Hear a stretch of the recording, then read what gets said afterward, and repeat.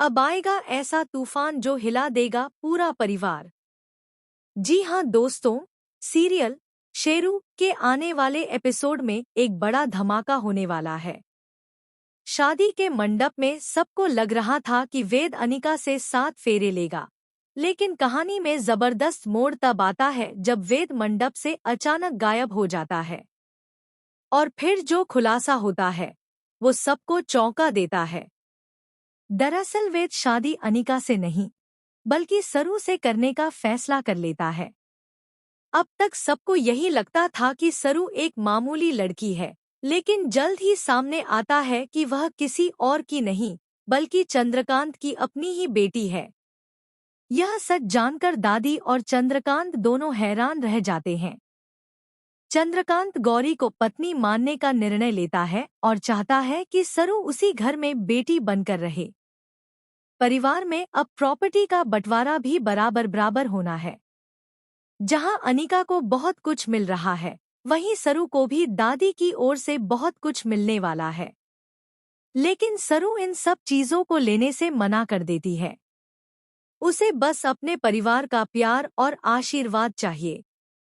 दूसरी ओर कामिनी और उसकी माँ एक और गंदी साजिश रचती है।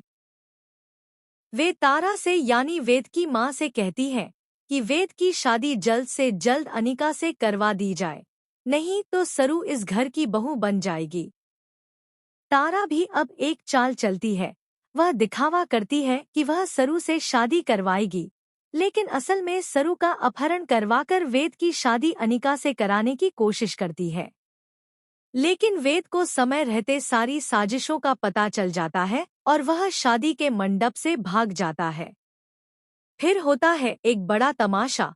अनिका सबके सामने इल्जाम लगाती है कि सरू ने ही वेद को भगाया है। लेकिन असल में वेद और सरू अब एक दूसरे के प्यार में बंध चुके हैं और शादी के बंधन में बंधना चाहते हैं। अब बड़ा सवाल ये है, क्या वेद और सरू की शादी को परिवार की मंजूरी मिलेगी? क्या तारा जो हमेशा से गरीबों से नफरत करती है, वह सरू को अपनी बहू के रूप में स्वीकार करेगी? या फिर वह उसे घर से बाहर निकाल देगी? यह सब जानने के लिए देखना ना भूलिए आने वाला धमाकेदार एपिसोड। दोस्तों, अगर आप भी चाहते हैं कि वेद और सरू हमेशा के लिए एक हो जाएं, तो कमेंट करना ना भूलें।